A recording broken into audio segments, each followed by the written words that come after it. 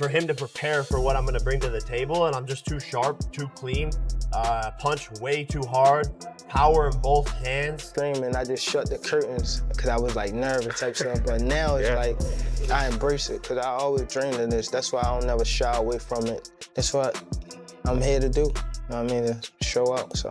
He's a 3-division world champion, 4-time 3-division world champion. At the end of it, bro, you can't take anything away from him. During their heated face-to-face exchange, Jake Paul spoke with absolute confidence about how far he's come as a boxer and his determination to defeat Gervonta Davis in dominant fashion. He said his years of competing and evolving as an athlete have led him to this very moment, and he's ready to embrace the challenge head-on. Gervonta Davis, on the other hand, remained just as assured. He made it clear that he brings everything to the table: power, precision, and experience. The exact combination that makes him one of the most dangerous men in boxing today. Love, I know what I've learned in the past year with my new coaches, the shape I'm in, the power I possess, and I'm just in. Gervonta Davis possesses every trait expected of an elite boxer. His punches carry knockout power in both hands. His timing is razor sharp, and his footwork allows him to stay in command of every exchange. With a solid defense and an instinctive ability to anticipate his opponent's moves, Davis proves he's far more than just a power puncher. He's confident that his all-around skill set is what keeps him among the very best in the sport. And he's determined to continue showing it on the biggest stage. His training is taking a toll, but the cure is just as bitter as what ails him. How long I got to do it? 5 minutes? 5 will be good enough for you. They definitely went to the kid store and get it.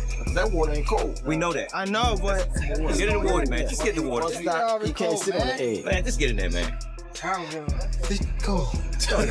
No, give me the top. The upcoming showdown between Jake Paul and Gervonta "Tank" Davis has the boxing world divided. It's a matchup defined by contrast: raw power versus refined skill. On one side stands Jake Paul, armed with size, strength, and physical dominance. On the other is Gervonta Davis, a master of speed, timing, and elite-level precision honed through years of top-tier experience. Experts have spent months analyzing the dynamics of this fight. Jake's size advantage is undeniable. The bigger frame, heavier punches, and physical presence all work in his favor.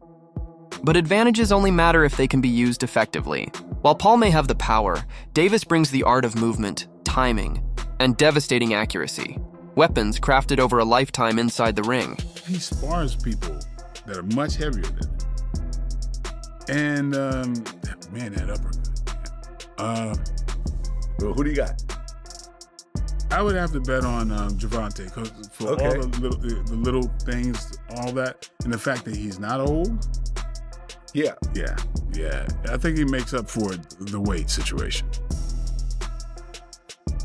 Okay, so this is the first time that Jake Paul's fighting an actual boxing champion, an active, young boxing champion. Everyone else he's fought was either way older or like, was it Tommy Fury, I think? Yeah, he was a legitimate boxer. Yeah. A legitimate boxer, but not a champion. Right. He's fighting a champion, although a very little champion compared to him. Yes.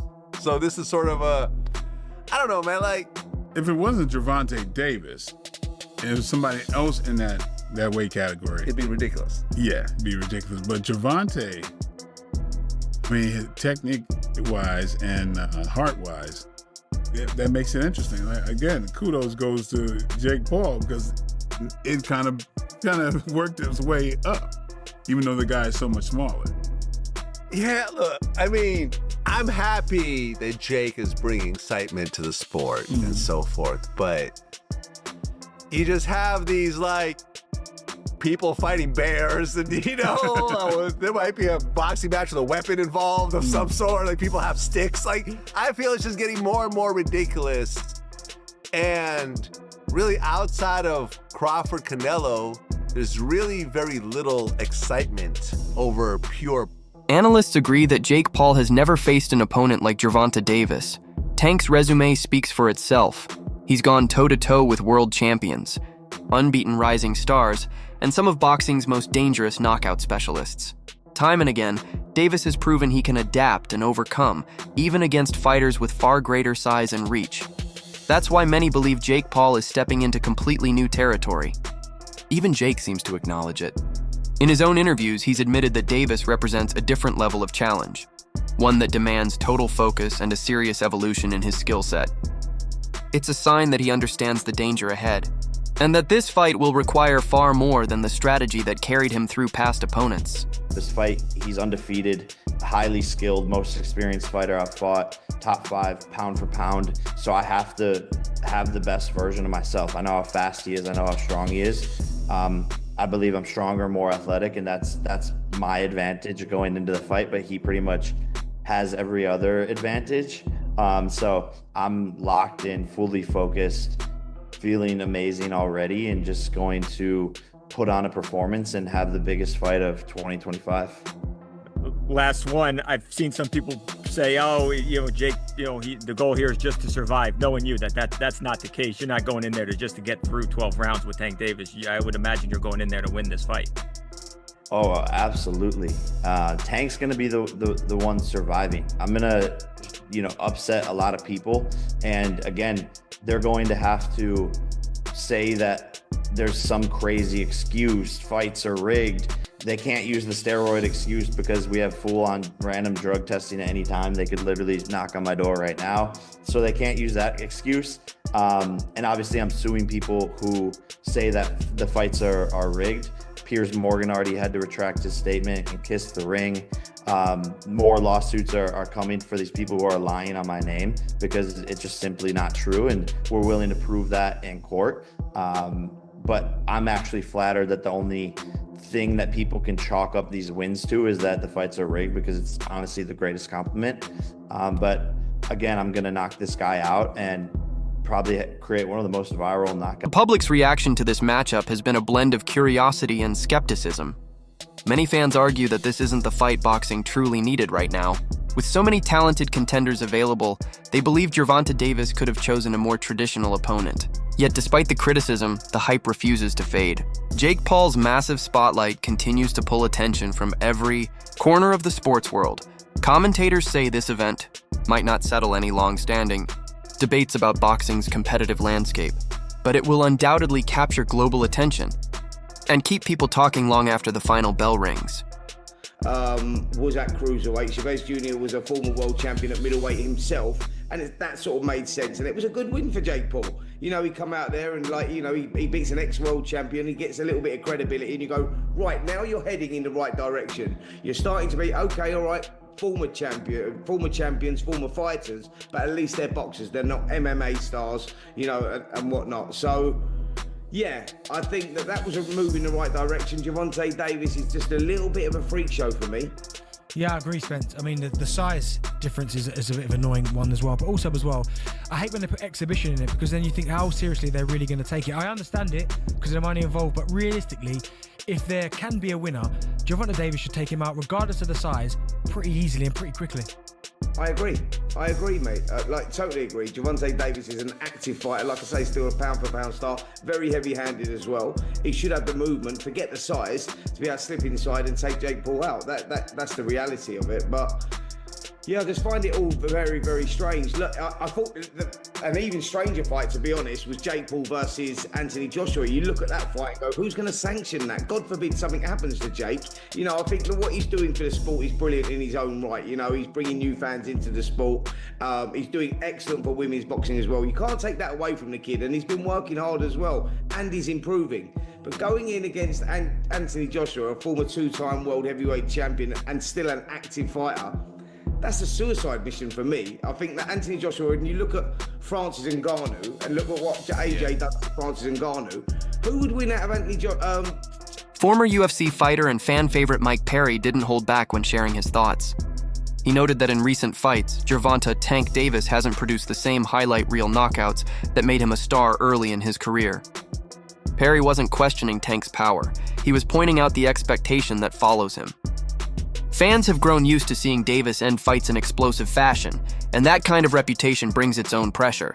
This time, facing a naturally bigger, stronger opponent who can take heavier shots, the demand for another spectacular finish only grows. Big Tank has a lot of skill, but I don't think he's the same Tank that we saw the most incredible knockouts. We saw him, I mean, Lamont Roach performed great. They went to draw, and, you know, I just don't know. And Tank walked away. I don't know if he loves it enough to be the guy who outweighs him by 80. Respected boxing analyst Teddy Atlas also shared his perspective, giving high praise to Gervonta Tank Davis for his well-rounded skill set. According to Atlas, Tank stands out as one of the most dangerous fighters in today's boxing scene because he does everything at an elite level. His timing is precise, his punches have intent, and his ability to adapt makes him a nightmare for any opponent.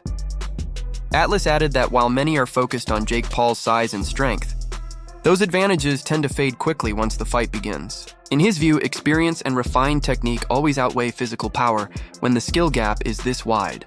Davis has faced every type of opponent: pressure fighters, rangy boxers, counterpunchers, and knockout artists, and he's found a way to overcome them all. Guy who, yeah, he's smaller, but he's a top fighter, he can punch, and he's fighting a guy who's not a top pro fighter, who's bigger. What if he hits him on the chin? What if he hits him on the chin? It'll wind up selling. And that's what'll wind up selling it. The what if. What if Tank makes him do a cha-cha? He hits him on the chin, and Jake Paul, we're gonna find out if he can dance. Whoa, whoa, whoa, whoa. You know, do the cha-cha. That's what's gonna sell it. And you can't argue that what if. You can't. I know I get to places that other people won't go and everything else, that just dismiss stuff because it's easier to do that, it's safer to do that. You don't have the bows and arrows coming at you from people that argue with you because you did that, but I don't care. I've had bows and arrows my whole life. I don't care. But that's true. That what if? What if this guy who is a real good puncher, who is one of the best fighters in the world right now, what if he hits him? What if he makes a miss and he counters him? Or he jumps up in the air, bang! And he hits him. Sid Terrace was a great fighter. No, not the 1700s, but years ago. And Cus D'Amato told me he loved Sid Terrace. He said, Teddy, he used to jump up in the air and hit you with 3 jabs. I said, whoa, man, Sid Terrace. All right, anyway, look, I can't finish without saying that it did invoke some memories and thoughts that we've been here before in a different way, where Jake Paul's brother fought Mayweather. That's not forget. And I'm not saying I like that either. I mean, first of all, Mayweather was past his prime. He was already retired. He was older, everything, but he's still the great Mayweather. And Mayweather was fighting a guy, what was it, 50-pound difference, 60-pound difference, whatever it was. And that size made a difference. It allowed Jake Paul's brother to be in there and be able to last with a smaller man, a smaller, older, greater fighter who's mostly was concentrating on defense more than just offense. So yeah, it's kind of like we've seen this already in that version of it, and we didn't really like it. I don't think I liked it that much. Former rival Rolando Raleigh Romero also gave Gervonta Davis his due respect, admitting that Tank has achieved more than most fighters manage in their entire careers. Romero highlighted how Davis has consistently proven that size isn't a barrier. He's hurt and stopped bigger opponents before, showing that his power carries across weight classes, that history matters. It reminds fans that Tank stepping up against physically larger fighters isn't uncharted territory for him. He's done it before, and won. Romero believes that despite any doubts or outside noise, Davis remains one of the most complete and dangerous fighters in the game today, capable of beating anyone placed in front of him. Jake Paul might be too big for him, or Tank might crack him. You don't know.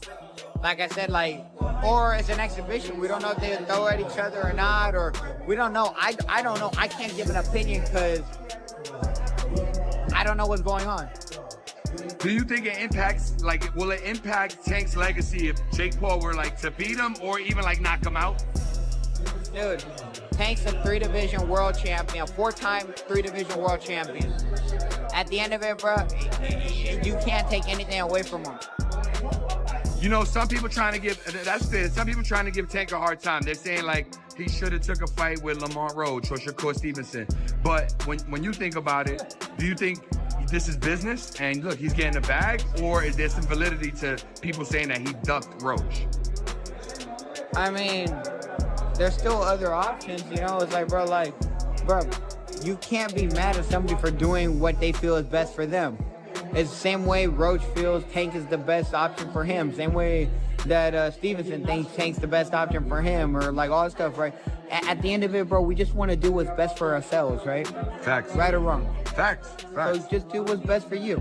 Yeah, no, I mean, me personally, it don't matter what my opinion is, but I don't think get the money while you can get the money is my opinion. But you know, some fans are gonna have a hard time. No, it's not with even it. about the money though, man. It's like, regardless of anything, like, yeah, get the money when you can get the money, but it's not even about the money. There's so much more to this sport in this world than just money, man. It's just do whatever you feel benefits. Discussions about Gervonta Davis's future have started to take center stage.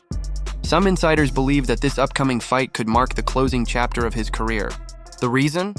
A noticeable shift in priorities.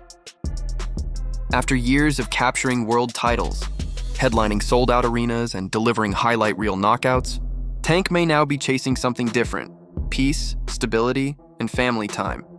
Those close to his camp suggest that Davis has reached a point where financial freedom and personal happiness mean more than belts or fame. If that's true, then this fight isn't just another big event. It's a potential farewell. A defining moment where Gervonta Davis could choose to walk away from boxing at the peak of his power. On what you make. Again, there's nothing wrong with Tank going to get his money, but let's all be clear that that's all the fight is for Tank. He's telling you without telling you that he's fighting Jake just because he's getting $40 million. So when we talk about boxing being dead, Tank has to line up at the front of the line. I can't blame him, but don't throw around, oh, boxing's dead and people switch sides and all of that. You chose not to be great. That's it. You chose not to be great. Stuff like that, choices like that will kill boxing. For sure. On a competitive level, it won't kill it on a business level. On a business level, until people run out of interest in these kind of matchups, it'll do well. On a competitive level, choosing not to fight the best will kill the sport. So maybe it's better if people like Tank aren't in the sport. And I don't even say that because I want that to be the case. I think Tank is ridiculously talented, but you can't want a fighter to fight more than what they want to. You can't. Tank fans or Tank people that like Tank and think he's one of the best, you can't want it for him. And then Shakur came back with, that's how I know you soft. I can't even go back and forth with you soft ass. You rather pop to me on social media than get in that fire and get embarrassed. I get it. Peace and blessings upon you, cuz. He says, the people got your chest out so bad. You talking like you a killer, forgetting that you the one that runs, bitch. I'll be bring the fight to you. This dude, a made-up character. Quote, blessings upon you. Clown-ass dude, wanna be Kevin Gates. Oh my goodness. I mean, here's the thing though. You can't say that stuff about Shakur if you're not willing to fight him. This is the point I think that we're going to come to today, is that Tank can say all this stuff he wants, but if you're not willing to fight Shakur, then none of it means anything anymore. Even if you believe that Tank is going to knock him out, even if you believe that Shakur's a runner, or that he's not in the trenches, or he's not a boxer that's willing to bring the fight, or whatever, none of it matters. You're talking from the sideline because you won't fight him. What does that say about Tank? If you talk all that stuff, you better. Boxing analyst Max Kellerman believes Gervonta Davis accepted the Jake Paul fight for reasons that go far beyond competition. According to him, this matchup represents a strategic business move, a chance for Tank to secure one massive payday while avoiding the constant cycle of mandatory defenses and rising contenders. Facing a global name like Jake Paul means mainstream attention, record-breaking revenue, and minimal long-term obligation. For a fighter who has spent years in brutal training camps and high-stakes battles, this could be the perfect way to ease his schedule, or even close his career on his own terms. Experts agree that the outcome will depend entirely on who dictates the pace. If Jake manages to back Tank up and force him to fight off the ropes, the power dynamic could shift in his favor. But if Davis finds his rhythm early and begins cutting off the ring with his trademark speed, Jake Paul will be in survival mode. And that's when fighters tend to make their biggest mistakes. Who I personally think has been checked out for way longer than this last fight. I think he was checked out prior to the Roach fight. I thought this was all going to be in the works, where he was supposed to beat the 16-1 Roach and then go on to fight Jake Paul and then call it a career, because I think the people around him understood there wasn't much left in the tank for him in terms of his want or his desire to be here. He did an interview with Dan Canobio about 18 months ago where he was like, yeah, man, I just kind of want to raise my family. I don't know how much left of boxing for me. I don't want to see a therapist. I want to, I need to, but like, I don't want to take away from my fighting. But I think it's time for me to do stuff like that. So I think the writing's been on the wall for Tank for a while. So that draw was kind of just like, I was on the way out anyway. I don't need to go back in there. And I said it at the end of that fight. I'm like, there's no way we see that rematch. He was so uncomfortable in that ring with Roach. He doesn't want to feel that again. He showed that night. So I'm not surprised that fight's not happening. I'm not even surprised he's fighting. That wraps up today's video.